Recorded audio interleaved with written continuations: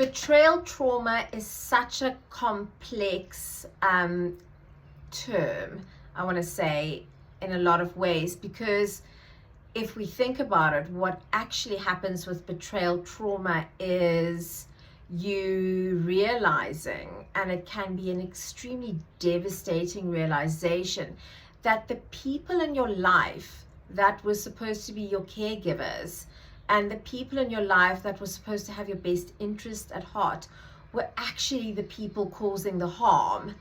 And that can be the most devastating levels of betrayal, because as children we are completely vulnerable and we are dependent on the people around us for trust and nurture and looking after. And what happens is, in order to survive what's happening, we build a layer of almost like a lie, but a layer to protect ourselves so we can survive what's happening. And what I see over and over again is adults that come to counseling, and it happened to me as well, and having to look at our lives long ago, before we even started counseling as children, and look at the dependents and their roles, the people we depended on and their roles, and look at the fact that there was betrayal.